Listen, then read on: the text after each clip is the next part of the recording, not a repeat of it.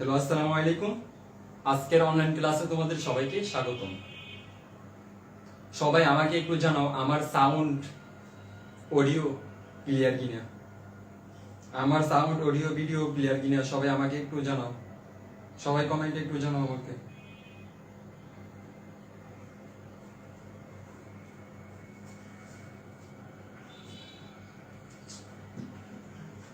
সবাই আমাকে জানাও।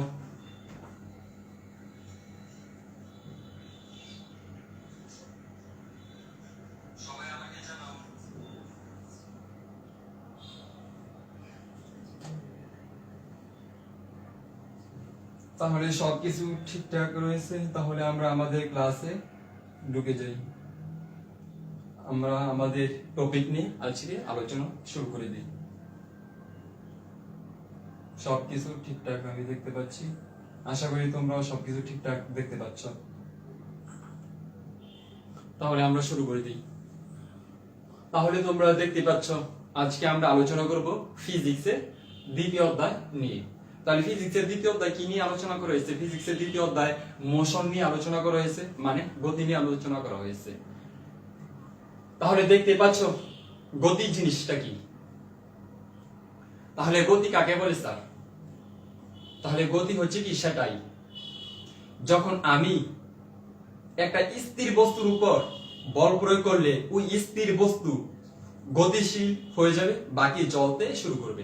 ধরো আমি একটা স্থির বস্তু বা যেটার কোনো কি গতি নেই বা স্থির অবস্থা রয়েছে কি তার মধ্যে, যেরকম ধরো আমি এখন স্থির হয়ে আছি। তাহলে আমি যে এখানে যে স্থির হয়ে আছি বা নড়াচড়া করতেছি না, এখন যদি কেউ যদি এসে যদি আমাকে যদি বল প্রয়োগ করে বা ধাক্কা দেয়, তাহলে কি আমি এখান থেকে দূরে সরে যাব না? তাহলে এই দূরে সরে যাওয়াটা হয়েছে কি ব্যাগ, আর এই ব্যাগের কারণটা হয়েছে কি গতি। কারণ আমি কি স্থির ছিলাম, আমাকে বল প্রয়োগ করা হয়েছে, তখন কি আমি কি চলতে শুরু করছি, আর এই চলতে শুরু করাটাই হচ্ছে কি একটা কি ব্যাগ, আর সেটা হচ্ছে কি গতি। ধরো তোমার বন্ধুকে তুমি 10 তলা ছাদের উপরে নিয়ে গিয়ে ওইখান থেকে টপ করে এভাবে কি ছেড়ে দিয়েছো।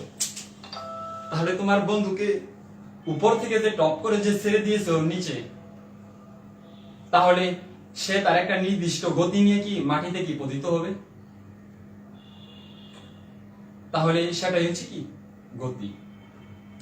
তাহলে আমরা দেখি গতি গতি গতি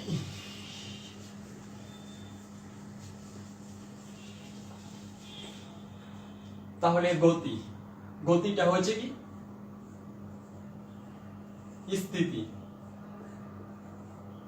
স্থিতি ও গতি। তাহলে স্থিতি ও গতি। তাহলে এখানে আমরা দুই ধরনের কি বস্তু দেখতে পাই, যেটা কি স্থির অবস্থায় থাকে, আবার কোনটা কি গতিশীল অবস্থায় থাকে। প্রত্যেকটা বস্তুর মধ্যে কি দুই ধরনের এই জিনিসটা কি বিদ্যমান, একটা হচ্ছে কি স্থিতি, আর একটা হচ্ছে গতি। যখন একটা বস্তু স্থিতিশীল থাকে তখন তার উপরে যদি বাহ্যিক কোনো বল প্রয়োগ করা হয়, তখন সেই বস্তুটি কি চলতে শুরু করে। আর যখন একটা গতিশীল বস্তুর উপর একটা নির্দিষ্ট ফোর্স বা বল প্রয়োগ করা হয়, তখন সেই বস্তুটি কি হয়, তখন কি সেই গতিশীল বস্তুটা কি থেমে যায়, কারণ তার উপর কি একটা নির্দিষ্ট কি ফোর্স বা কি বল প্রয়োগ করা হয়েছিল। তাহলে এই জিনিসটাই হচ্ছে কি একটা কি গতি। তাহলে কোনো বস্তুটা বল প্রয়োগ করার ফলে স্থির হয়ে যায়, আবার কোনটা কি গতি লাভ করে। তাহলে এটাই কি। এখন আমরা কি দেখবো এখানে কি স্থিতি। তাহলে স্থিতি থেকে আমরা পাবো কি স্থির বস্তু,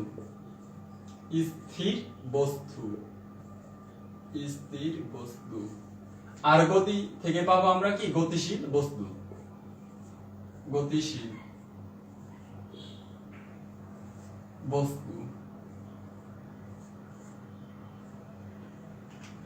তাহলে স্থির বস্তু, স্থিতি থেকে পাবো আমরা কি স্থির বস্তু, যেটা কি সবসময় কি স্থির অবস্থা কি থাকতেছে। যেরকম ধরো তোমার পড়ার টেবিলে তোমার বই একটা জায়গায় কি নির্দিষ্ট ভাবে কি রয়েছে।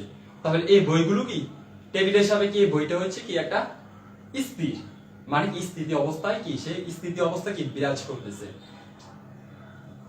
আর গতি কি, তাহলে গতি হচ্ছে, গতি থেকে আমরা কি পাবো, গতিশীল বস্তু পাবো। তাহলে গতি থেকে যে আমরা গতিশীল বস্তু পাই, ধরো একটা ফুটবল, তাহলে এই একটা ফুটবলকে একটা নির্দিষ্ট জায়গায় কি তুমি একটা মাঠে গিয়ে একটা নির্দিষ্ট জায়গায় রেখে দিছো। এখন ওই নির্দিষ্ট টাইমে ওই বলটা হচ্ছে কি একটা কি স্থির বস্তু। যখন তুমি এটাকে তার উপরে বলটার উপর যখন বল প্রয়োগ করবা বা বলটাকে কি করবা পা দিয়ে কি লাথি দিবা, তখন সেটা কি হয়ে যাবে, গতিশীল হয়ে যাবে। তখন সেটা কি হয়ে যাবে, গতিশীল বস্তু হয়ে যাবে। তাহলে এই গতিশীল বস্তু আর স্থির বস্তু নিয়ে কাজ করে কি বলবিদ্যা। কে কাজ করে, বলবিদ্যা। বলবিদ্যা। তাহলে বলবিদ্যা কয় প্রকার, বলবিদ্যা হচ্ছে দুই প্রকার। একটা হচ্ছে কি স্থিতিবিদ্যা, একটা হচ্ছে স্থিতিবিদ্যা, আর একটা হচ্ছে কি গতিবিদ্যা।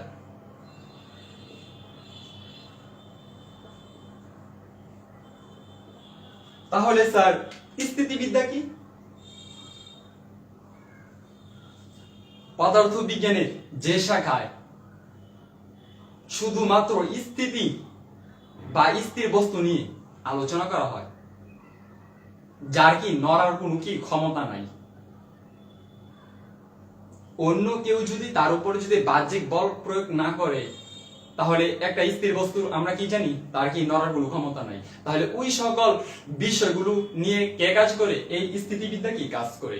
আর গতিবিদ্যা কি, তাহলে পদার্থ বিজ্ঞানের যে শাখায় গতিশীল বস্তু নিয়ে আলোচনা করা হয়, তাহলে তাকে কি বলা হয়, গতিবিদ্যা বলা হয়। আর এই দুইটা জিনিসকে স্থিতিবিদ্যা আর গতিবিদ্যা নিয়ে, পদার্থ বিজ্ঞানের যে শাখায় স্থিতিবিদ্যা ও গতিবিদ্যা নিয়ে বা টোটাল পুরোটা জিনিস নিয়ে আলোচনা করা হয়, তাহলে তাকে কি বলা হয়, বলবিদ্যা বলা হয়। তাহলে পদার্থ বিজ্ঞানের যে শাখায় স্থিতিবিদ্যা ও গতিবিদ্যা নিয়ে আলোচনা করা হয় তাকে বলে কি বলবিদ্যা। যেরকম মনে করো এখানে এম্পরের কি একটা কি বস্তু আছে, এই বস্তুটার উপর আমি 50 নিউটন কি বল প্রয়োগ করলাম। তাহলে এই এম্পরের বস্তুটার উপর আমি 50 নিউটন কি বল প্রয়োগ করলাম। এই বল প্রয়োগ করার কারণে কি নির্ণয় করলাম, বল প্রয়োগ করলাম, বল প্রয়োগ, বল। তাহলে আমি তার উপর কি 50 নিউটন বল প্রয়োগ করার কারণে বস্তুটা কি স্থির অবস্থা থেকে কি গতিশীল হয়ে যাচ্ছে। তাহলে এটা কি, এটা হচ্ছে কি গতিশীল বস্তু। তারপর আমরা আরেকটি কি এম্বরের কি একটা কি বস্তু নিলাম। এই এম্বরের বস্তুটিকে আমি এদিকে 50 নিউটন বল প্রয়োগ করলাম, এদিকে 50 নিউটন বল প্রয়োগ করলাম, তার বিপরীত পার্শ্বে 50 নিউটন কি বল প্রয়োগ করলাম। এই বস্তুটিকে যখন আমি এই পাশে 50 নিউটন বল প্রয়োগ করলাম, তখন কি এই বস্তুটি এদিকে গতিশীল হয়ে গেছে। কিন্তু এই দিকের বিপরীত পার্শ্ব থেকে আমরা যদি এই এম্বরের বস্তুটাকে তার বিপরীত পার্শ্ব থেকে যখন আবার 50 নিউটন বল প্রয়োগ করব, তখন বস্তুটি কি হয়ে যাবে, স্থির হয়ে যাবে। কেন স্থির হয়ে যাবে, কারণ দুই পাশে আমার কি ফোর্স সমান। যেহেতু দুই পাশের ফোর্স আমার সমান, সেহেতু কি এই বস্তুটি কি আর নড়াচড়া করতে পারবে না। ধরো তুমি স্কুলের একটি বেঞ্চে কি বসে রয়েছো, এখন তোমার দুই পাশে তোমার দুইটা কি বন্ধু রয়েছে। আমরা কি প্রতিনিয়ত আমরা দেখি আমাদের দুই পাশে যেগুলো বন্ধু থাকে, তো একটা ধাক্কাধাক্কির কি একটা সম্ভাবনা থাকে। তো তোমার এক বন্ধু দিল তোমাকে এদিক থেকে ধাক্কা, অন্য বন্ধু দিল তোমার বিপরীত পার্শ্ব থেকে, আবার কি সেও দিল তোমাকে ধাক্কা। তাহলে তোমাকে যেহেতু তোমার এই পার্শ্ব থেকে তোমার বন্ধুটা যখন ধাক্কা দিচ্ছে, তখন তুমি তার দিকে কি সরে যাচ্ছ। কিন্তু সেম বলে যদি আবার তোমার ওই বন্ধুটা যদি তোমাকে ধাক্কা দেয়, তাহলে তুমি তো আবার আগের অবস্থায় থাকতেছো। তাহলে তো তোমার জায়গাটা আর কি চেঞ্জ হচ্ছে না। এই জায়গাটা চেঞ্জ না হওয়াটাই কি স্থির বস্তু। তাহলে তুমি কি একটা স্থির বস্তু। এখন আমি এখানে কি এই যে এটা আমার পিছনে কি হোয়াইট বোর্ড, তাহলে এই হোয়াইট বোর্ড পিছনে, তাহলে হোয়াইট বোর্ডটা কি একটা স্থির? তাহলে হোয়াইট বোর্ডটা যেহেতু একটা স্থির, তাহলে আমি কি এখানেও কি আমি কি এভাবে কি আমিও এখানে কি নড়াচড়া করতেছি না, তাহলে আমি কি স্থির? তাহলে এই হোয়াইট বোর্ডের সাপেক্ষে কিন্তু আমিও কিন্তু স্থির, কারণ হোয়াইট বোর্ড কি দেখতেছে তাকিয়ে তাকিয়ে যে আমি কি নড়াচড়া করতেছি না। তাহলে আমি যেহেতু নড়াচড়া করতেছি না, তাহলে আমার মধ্যে কি নেই? কোনো ফোর্স নেই। আর ফোর্স না থাকার কারণে আমার কি গতি নেই। আর এই গতি না থাকার কারণে এই বস্তুটা আর আমার এই হোয়াইট বোর্ড আর আমাকে আমি কি একই জায়গায় রয়েছি, তাহলে আমার কোনো কি স্মরণে কোনো পরিবর্তন হচ্ছে না। যেহেতু স্মরণে কোনো পরিবর্তন হচ্ছে না, তাহলে আমি কি একটা কি স্থির বস্তু। বুঝতে পারছো এবার? তাহলে স্থির বস্তু কি গতিশীল বস্তু কি? এবার আমার কি মন চাইতেছে আমি কি এখানে কি স্থির থাকবো না, তাহলে আমি কি করলাম? এই হোয়াইট বোর্ডের সাথে কি আমি এদিকে আসলাম, বা এদিকে কি এভাবে আসলাম। তাহলে এই হোয়াইট বোর্ডের সাথে কি আমি গতিশীল? কেন? আমি তো আগে তো এক জায়গায় স্থির অবস্থায় ছিলাম, এখন তো আমি স্থির নেই। আমি তো এই জায়গা থেকে তো মুভমেন্ট করে কি আমি কি চেঞ্জ হয়ে যাচ্ছি। তাহলে এইভাবে চেঞ্জ হয়ে যাওয়াটা কি গতিশীল। আর এই গতিশীল অবস্থায় বা গতির কি অবস্থানের কি পরিবর্তন হওয়াটাই কি বলা হয়? গতি বলা হয়। তাহলে তাহলে আমরা সংজ্ঞায় আসি। তাহলে স্থিতি কাকে বলে? সময়ের পরিবর্তনের সাথে পরিপার্শ্বের সাপেক্ষে যখন একটা বস্তুর অবস্থানের পরিবর্তন ঘটে না, তখন তাকে আমরা কি বলি? স্থিতিশীল বলি বা স্থির কি বস্তু বলি। আর এই অবস্থানে যেহেতু অপরিবর্তনীয়, অবস্থানে যেহেতু পরিবর্তন ঘটে না, আর এই পরিবর্তনের না ঘটার কারণেই আমরা তাকে কি বলবো? স্থিতি বলবো।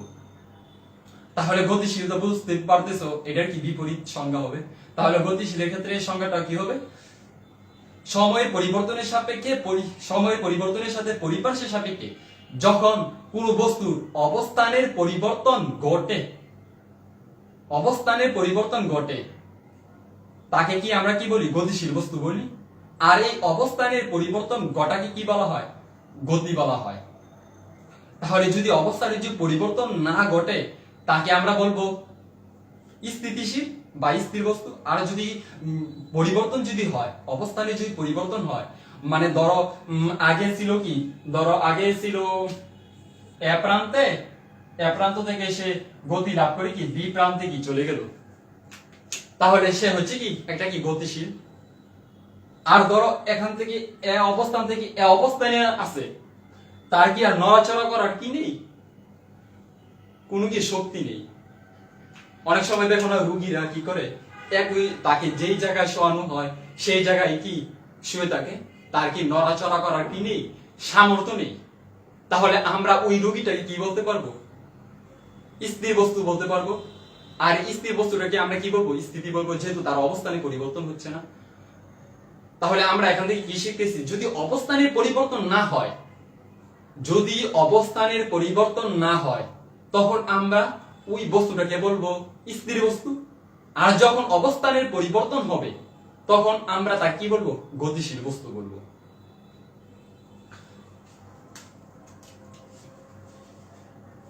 সবাই ঠিকঠাক দেখতে পাচ্ছ তো? সবাই কমেন্টে একটু জানাবে। হ্যাঁ, আমার এখান থেকে সবকিছু ঠিকঠাক আছে। তাহলে আমরা আরেকটু সামনে যাই।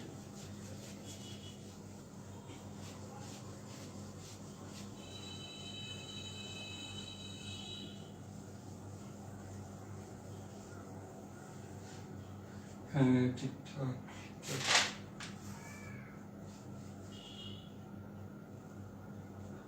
তাহলে আমরা স্থির বস্তুকে স্থির বলতেছি এবং গতিশীল বস্তুকে গতি বলতেছি, সেটা কিসের সাপেক্ষে?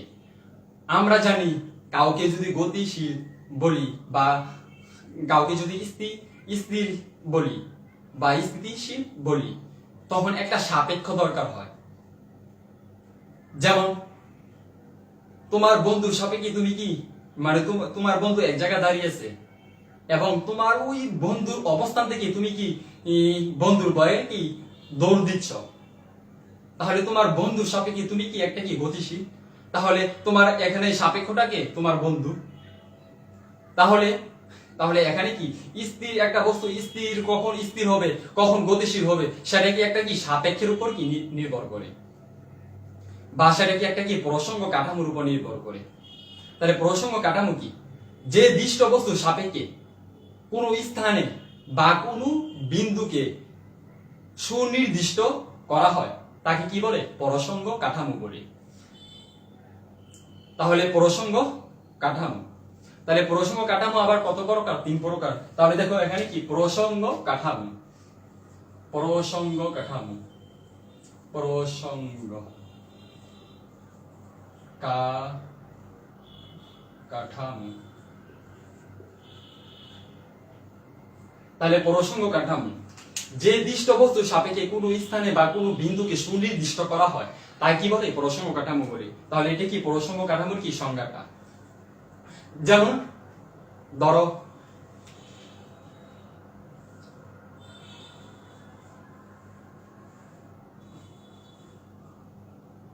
এটা কি একটা কি গাছ, আমি তো ভালো চিত্র আগাইতে পারি না, তাহলে ধরে নাও এটা কি একটা গাছ। তাহলে এই গাছের নিচে কি বড় একটা বালক বসে কি বাঁশি বাজাচ্ছে। আমরা তো জানি কোন একটা গাছের নিচে কি বালক বাঁশি বাজায়, বা তোমরা ছোটবেলা থেকে কি পড়ে আসতেছো যে গাছের নিচে বসে বালক কি বাঁশি বাজাচ্ছে, এবং ওই বালকের বাঁশির সুরের টানে কি অন্যান্য মানুষ কি আসতেছে।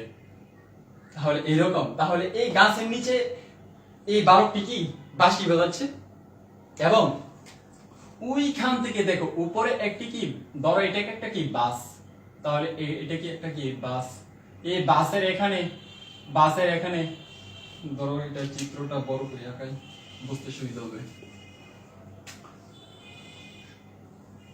ধরো এটা কি একটা কি বাস, তাহলে এই বাসের ভেতরে কি, বাসের ভেতরে এখানে কি নিব্বাটা কি বসে আছে, বা যাকে আমরা কি কপতি বলি বা নিব্বা নিব্বি বলি। তাহলে এই পাশে কি নিব্বা আর এই পাশে কি নিব্বিটা কি বসে আছে। তাহলে এটা কি বাসের সিট, এই সিটের মধ্যে কি এখানে নিব্বাটা বসে আছে, এই এটা হচ্ছে কি একটা কি নিব্বা, আর বিটা হচ্ছে কি একটা কি নিব্বি।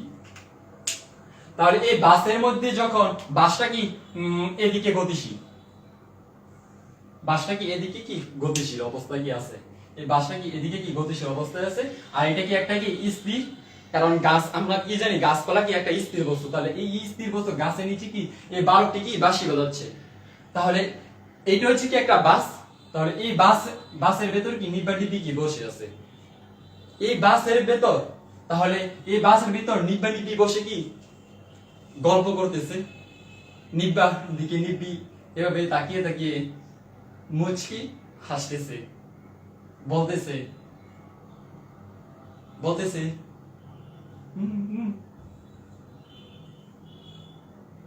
নিব্বি বলতেছে, নিব্বিও কি সেইভাবে কি জবাব দিচ্ছে। তাহলে কি সেটা হচ্ছে কি একটা স্থির বস্তু। তাহলে বাসের মধ্যে নিব্বা নিব্বির অবস্থানের কি পরিবর্তন হচ্ছে না।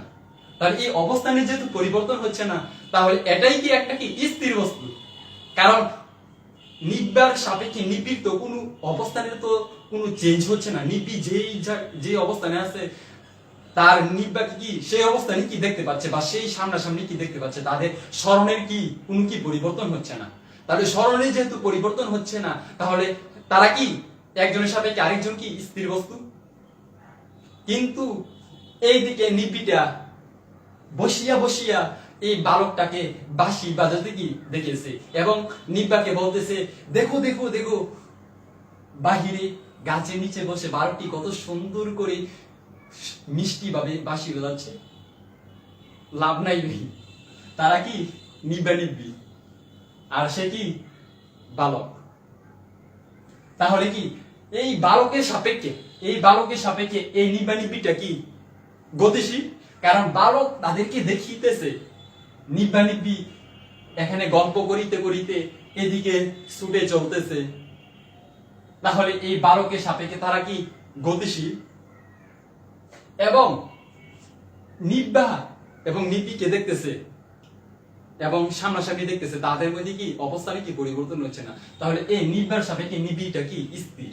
তাহলে এখানে কি একজনে কি সাপেক্ষ দরকার হয়, আর সেই সাপেক্ষটা হচ্ছে কি প্রসঙ্গ কাঠামো। তাহলে সবকিছু কি প্রসঙ্গ কাঠামোর উপর কি নির্ভর করে কি বলে দেওয়া যায় সেটা কি কোন অবস্থানে কি আছে বা কোন অবস্থায় আছে। তাহলে বালকটা কি এখানে কি স্থির অবস্থায় আছে, কিন্তু বালকটি দেখতেছে কি এখানে নিবানিপিটা কি এদিকে কি গল্প করিতে করিতে কি বাস দিয়ে চলতেছে। তাহলে এই এখান থেকে কি সে দেখতেছে কি তারা কি গতিশীল অবস্থায় আছে, বা সে দেখেছিল ধরো এখন দেখতেছে কি এইদিকে আছে, এই অবস্থানে আছে।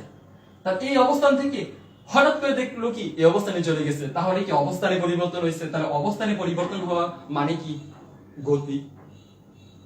তাহলে আশা করি গতি নিয়ে আর কারো কোনো কি ঝামেলা নেই। তাহলে এখানে কি প্রসঙ্গ কাঠামো, তাহলে প্রসঙ্গ কাঠামো কত প্রকার? প্রসঙ্গ কাঠামো আমরা জানি কত, 3 প্রকার। একটা হচ্ছে কি একমাত্রিক, আরেকটা হচ্ছে কি দ্বিমাত্রিক, আরেকটা হচ্ছে ত্রিমাত্রিক। তাহলে প্রসঙ্গ কাঠামো 3 প্রকার। একটা হচ্ছে একমাত্রিক, একমাত্রিক, একমাত্রিক, দ্বিমাত্রিক, দ্বিমাত্রিক, তারপরে কত ত্রিমাত্রিক।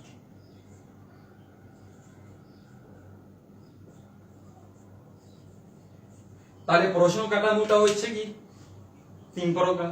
তাহলে একমাত্রিক, দ্বিমাত্রিক, ত্রিমাত্রিক। তাহলে একমাত্রিক জিনিসটা কি? একমাত্রিক জিনিসটা হচ্ছে এটা নবম দশম শ্রেণীর আপাতত কি লাগে না, কিন্তু তোমাদের কি জেনে রাখতে হবে। যেহেতু কি প্রসঙ্গ কাঠামোটা কি এখানে যেহেতু এসেছে, এটা কি এমসিকিউ এ তোমাদেরকে হঠাৎ করে যদি প্রশ্ন কঠিন করে, তাহলে কি এই জিনিসের এই টপিকটার উপর কি তোমাদেরকে এমসিকিউ করতে পারে। এই জন্য আপাতত এই 3টা কথা কি মাথায় রাখতে হবে। তাহলে একমাত্রিক হচ্ছে কি, ধরো এটা কি একটা কি অক্ষ, তাহলে এটা কি একটা সরলরেখা। তাহলে যদি কোনো একটা সরলরেখা থাকে, তার উপর কোনো কিছু কি লম্ব নেই, শুধু কি এই একটা কি সরলরেখা আছে, শুধু কি তার একটা অক্ষ আছে, বা একটা অক্ষই কি সে কি গতিশীল অবস্থায় আছে। এই একটা অক্ষ দিয়ে কি সে কি এই অক্ষের সাথে কি সমানভাবে কি এই সমান্তরাল ভাবে কি হিসেবে কি চলতেছে। তাহলে এই অক্ষের সাথে কি সরলরেখা বরাবর যদি সে যদি চলে, তাহলে তাকে কি বলা হয়? একমাত্রিক বলা হয়। তাহলে একমাত্রিক কি এক চক্র, শুধু কি একমাত্রিক কি এক চক্র কি কল্পনা করা হয়। তাহলে দ্বিমাত্রিক কি? তাহলে দ্বিমাত্রিক হচ্ছে কি একটা অক্ষের উপর আরেকটা অক্ষ কি লম্ব থাকবে, এই একটা অক্ষের উপর কি আরেকটা অক্ষ লম্ব। তাহলে এই অক্ষের উপর কি এই অক্ষটা কি লম্ব অবস্থায় আছে, তাহলে এটাকে ধরবো কি x, এটাকে আমরা y ধরি, আর এটাকে ধরবো কি x। তাহলে এটাকে যদি x ধরি, তাহলে এটা তার কয়টা অক্ষ? এই একটা অক্ষের সাপেক্ষে আরেকটা অক্ষ লম্ব। এখন তুমি যদি তাকাও, তুমি যদি ধরো এখানে এখানে তুমি এদিক থেকে তাকাইতেছো, তাহলে এই সরলরেখাটার সাপেক্ষে এই সরলরেখাটা কি লম্ব অবস্থায় আছে, এই সরলরেখার উপর কি এই সরলরেখাটা লম্ব। এখন তুমি যদি এই পজিশন থেকে যদি তাকাও, তাহলে দেখতে পারবে এই বস্তুটা এই সরলরেখাটার উপর, এটা তো একটা বস্তু না, তাহলে এটা একটা সরলরেখা, তাহলে এই সরলরেখাটার উপর এই রেখাটা কি লম্ব অবস্থায় আছে। তাহলে এটা কি দ্বিমাত্রিক। একটা রেখার উপর আরেকটা রেখা যখন লম্ব অবস্থায় থাকে, তখন সেটা কি দ্বিমাত্রিক। তাহলে ত্রিমাত্রিক কি? তাহলে পরেরটা হচ্ছে কি ত্রিমাত্রিক। তাহলে ত্রিমাত্রিক কি? ত্রিমাত্রিক হচ্ছে এইটা, পরস্পর 3টা রেখা কি লম্বভাবে থাকবে, পরস্পর 3টা রেখা কি 3 দিকে কি লম্বভাবে থাকবে। তাহলে আমরা সেটাকে কি বলবো? ত্রিমাত্রিক বলবো। যেমন এটা হচ্ছে কত x অক্ষ, এটা হচ্ছে y অক্ষ, এবং এটা হচ্ছে কত z অক্ষ। সবচেয়ে ভেরি ভেরি ইম্পর্টেন্ট, এখানে কি একটা কি বিন্দু রয়েছে, তাহলে এই বিন্দুটা কি আদি অবস্থান থেকে কি শেষ অবস্থা কি চলে যাচ্ছে। তাহলে এই আদি অবস্থানকে আমরা কি বলবো? প্রসঙ্গ বিন্দু বলবো। যেহেতু কি এটা কি একটা প্রসঙ্গ কাঠামো, প্রসঙ্গ কাঠামোর উপর ভিত্তি করে আমরা কি এই যে এখানে দেখতে পাচ্ছ প্রসঙ্গ কাঠামো কত প্রকার? 3 প্রকার। তাহলে যেহেতু একটা প্রসঙ্গ কাঠামো, তাহলে এই বিন্দুটাকে এই আদি বিন্দুটাকে যেই স্থান থেকে আমরা স্টার্ট করব, যেই স্থান থেকে আমরা কি রানিং হবো বা দৌড় দিতে থাকবো, এক কথায় যেই স্থান থেকে কি ফোর্স প্রয়োগ করা হবে, তাহলে ওই স্থানটাকে বলা হবে কি প্রসঙ্গ বিন্দু। তাহলে এটা কি প্রসঙ্গ বিন্দু, প্রসঙ্গ বিন্দু। তাহলে এই বিন্দুটার নাম হচ্ছে কি প্রসঙ্গ বিন্দু।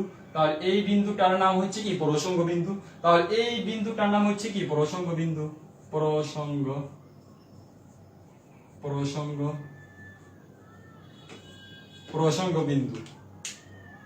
তাহলে এতটুকুই প্রসঙ্গ কাঠামোর জন্য তোমাদের লাগবে, এর বেশি লাগবে না। এর বেশি তোমরা বড় ক্লাসে উঠে কি শিখতে পারবে।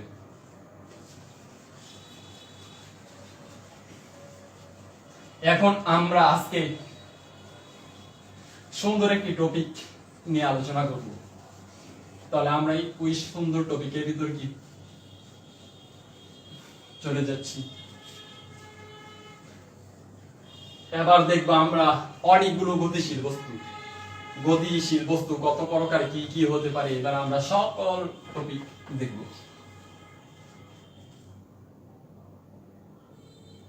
তাহলে এবার দেখেন কি, তাহলে আমরা দেখি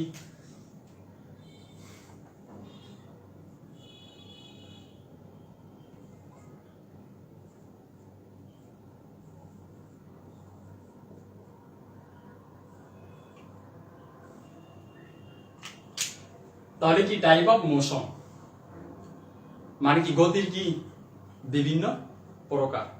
তাহলে গতির বিভিন্ন প্রকার নিয়ে কি আমরা কি আলোচনা করব। তাহলে এক নাম্বার হচ্ছে কি, ধরো আমরা জানি একটা বস্তু যখন সোজা বরাবর যাবে, ধরো একটা সোজা একটা রাস্তা আছে, ওই সোজা রাস্তা বরাবর যদি কোনো একটা বস্তু যদি গতিশীল থাকে, তখন সেটা কি হবে সরলরৈখিক হয়ে যাবে। তাহলে এক নাম্বার হয়ে যাবে কি সরলরৈখিক। তাহলে সরলরৈখিক,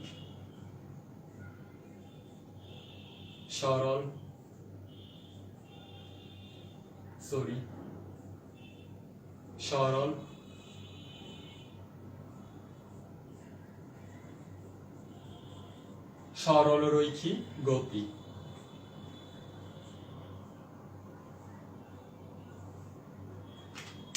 তাহলে স্যার সরলরৈখিক গতিটা কি?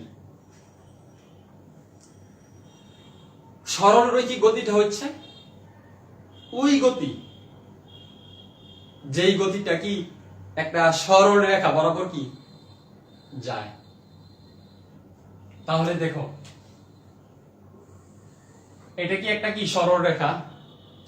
তাহলে এই সরল রেখা, এই সরল পথে এই বস্তুটা কি, ধরো এটা কি একটা কি বাস, ধরো এটা কি একটা বাস, ধরো এটা একটা চাকা। তাহলে এই বাসটা কি ধরো এদিকে কি গতিশীল অবস্থায় আছে, এই বাসটা সামনের দিকে কি গতিশীল অবস্থায় আছে, আদি বিন্দু থেকে কি সে কি গতি লাভ করলো। তাহলে কোনো একটা বস্তু যখন কোন সরল রেখা বা সোজা পথে গমন করে, তখন ওই গতিটাকে বলা হয় সরলরৈখিক গতি।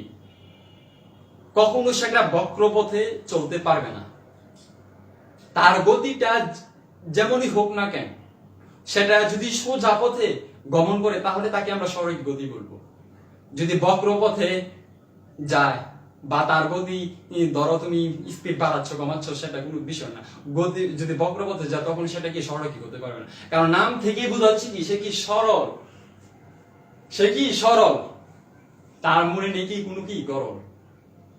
কারণ সে কি সরল, সে কি একটা কি সাদা, তার কোনো কি শত্রু নেই, সে কি সবসময় কি সবার সাথে কি সুন্দর আচরণ করে। তাহলে এই রকম বস্তু কি আমরা কি বলি সরলরৈখিক গতি বলি। তাহলে সরলরৈখিক গতি হওয়ার জন্য প্রথম শর্তটা হচ্ছে কি, সে সোজা পথে চলতে হবে, কোনো বক্র পথে চলা যাবে না। দ্বিতীয় কথা হচ্ছে সোজা পথে তুমি তোমার স্পিড যেভাবে মনে চায় সেভাবে কি তুমি কি বাড়াতে কমাতে পারো, তাতে কি তার সরলরৈখিক গতির ক্ষেত্রে কি কোনো কি প্রবলেম হবে না। কারণ সেটা কি অনলি শুধু কি সরলরেখায় যদি চলে তাহলে আমরা ওই ব্যাগটাকে কি বলবো সরলরৈখিক গতি বলবো। তারপরে আমরা কি দেখব ঘূর্ণন গতি। তাহলে ঘূর্ণন গতি, ঘূর্ণন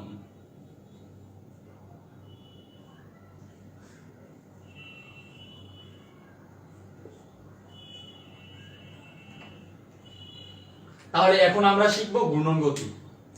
তাহলে দেখো নাম থেকেই আগেরটার মতো কি নাম থেকে বোঝা যাচ্ছে সেটা কি ঘূর্ণন গতি। আগেরটা ছিল সরল, নাম থেকে বোঝা যাচ্ছে কি সে কি মানে সরল পথে চলবে, সরল পথ। আমরা কি বুঝাই, আমরা কি বুঝতে পারি কি সরল মানে কি সোজা, সরল মানে কি সোজা, সে নয়তো কোনো কি বক্র। তাহলে এখানে এই ঘূর্ণন থেকে আমরা বুঝতে পারতেছি যে এটা কি কোনো একটা কিছু কি ঘুরতে থাকবে, ধরো কোনো কিছু কি একটা কি ঘুরতে থাকবে, যেরকম ধরো আমি কিভাবে কি ঘুরলাম, তাহলে এটা কি একটা কি ঘূর্ণন গতি। আসলে কি তাই ঘূর্ণন গতি আমি যে এখন যে এভাবে যে রোটেট করলাম এটা কিন্তু ঘূর্ণন গতি বলা যাবে না। আমি ঘুরতেছি কিন্তু এটা ঘূর্ণন গতি হওয়ার জন্য তার কিছু কি শর্ত রয়েছে। এই শর্ত যদি পূরণ করতে পারে তাহলে তখন ওই সময় তাকে আমি কি ঘূর্ণন গতি বলবো। তাহলে ঘূর্ণন গতির ক্ষেত্রে ভাই শর্তটা কি, শর্তটা হচ্ছে যে তুমি ঘুরবে ঠিক আছে, তোমাকে একটা বিন্দুকে অতিক্রম করে এবং তার ওই দূরত্বটা ব্যাসার্ধটা কি সমান থাকতে হবে। ব্যাসার্ধের কোনো কি পরিবর্তন হওয়া যাবে না, কোনো বিন্দুতে কি পরিবর্তন হওয়া যাবে না। তার প্রত্যেকটি কণা কি চারদিকে কি সুষমভাবে কি একটা বিন্দুকে কেন্দ্র করে ঘুরতে হবে। যেমন আমরা একটা বৃত্তর ক্ষেত্রে কি দেখতে পাই যে একটা বিন্দুকে তার সেন্টার থেকে সম দূরত্বে কি চারদিকে কি ঘুরতে থাকে, তাহলে ওইটাই তো আমরা কি বৃত্ত বলি। যেরকম ধরো ঘূর্ণন গতির ক্ষেত্রে এটা তো বৃত্ত হয় নাই,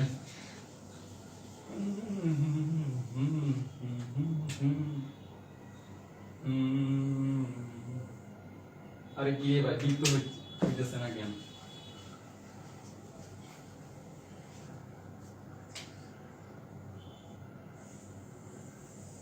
হ্যাঁ এবার মোটামুটি একটা কি বৃত্ত হয়ে গেছে। ধরো এটা কি তার কি সেন্টার মানে কি কেন্দ্র,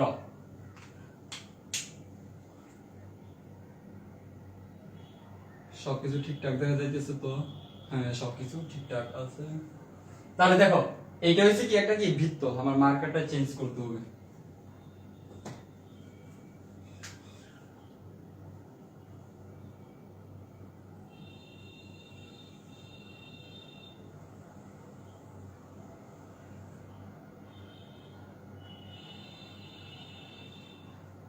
তাহলে কি এটা হচ্ছে কি একটা কি বৃত্ত।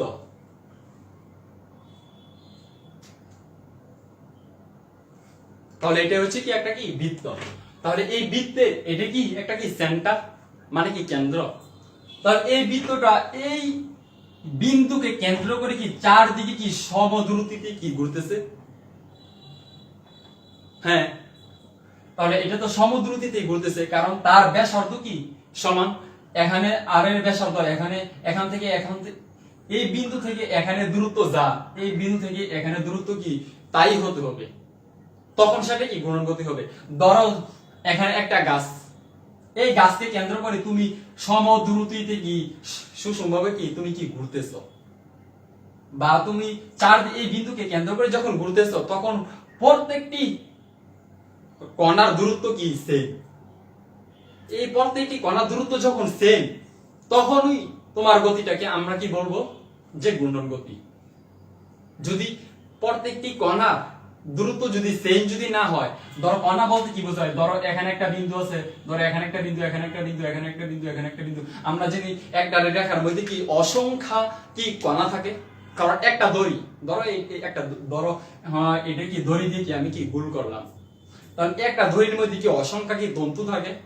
তন্তু মানে কি বিভিন্ন ধরনের কণা। কারণ দড়িকে যদি তুমি মানে কাছি দিয়ে যদি টুকরা টুকরা অনেকগুলো টুকরা করো তাহলে অনেকগুলো কি কণা পাবা বা অনেকগুলো কি টুকরা পাবা। এই টুকরাগুলো হচ্ছে কি একটা কি কণা। তাহলে এই প্রত্যেকটা কণার দূরত্ব যদি এই সেন্টার থেকে যদি সমান হয় তখনই সেটা হবে কি ঘূর্ণন গতি। যেমন ধরো পাখার গতি একটা কি ঘূর্ণন গতি। কেন পাখার গতি কেন ঘূর্ণন গতি হবে? তোমাদের একটাই কি প্রশ্ন থাকতে পারে যে ভাই পাখার গতিটা কেন ঘূর্ণন গতি হবে। পাখার গতিটা এই কারণেই ঘূর্ণন গতি হবে যে পাখাটা একটা কি দণ্ডের উপর স্থির থেকে সেটা কি সমানভাবে কি চারদিকে কি ঘুরতে থাকে, তারপর একটা কণার দূরত্ব কি সেই, এই জন্য সেটা কি একটা কি ঘূর্ণন গতি। যেরকম ধরো আমি এখানে একই দেখায় দিই,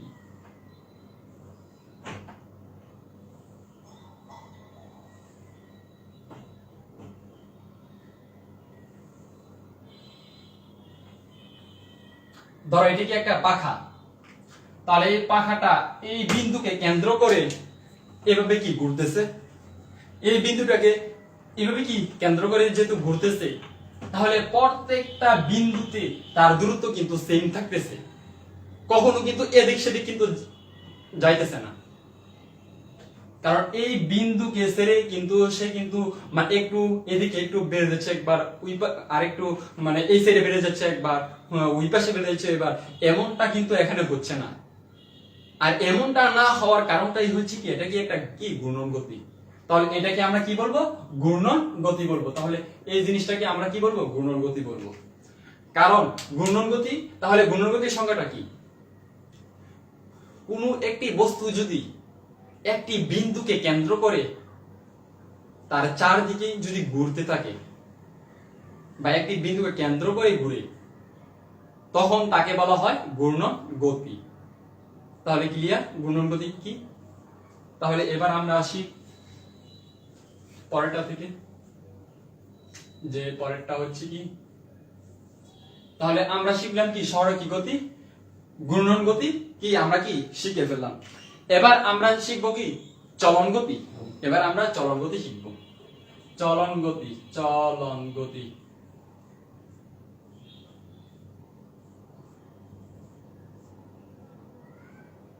তাহলে চলন গতি, এই চলন গতি নিয়েই আমাদের আসলে কি অনেক প্রবলেম হয়। কারণ আমরা অনেকেই চলন গতিটা কি, চলন গতির সংজ্ঞাটা আসলে কি বুঝি না। এই চলন গতিটা না বুঝার কারণেই আমরা কি এই চলন গতির থেকে যে এমসিকিউ গুলো হয় এগুলো থেকে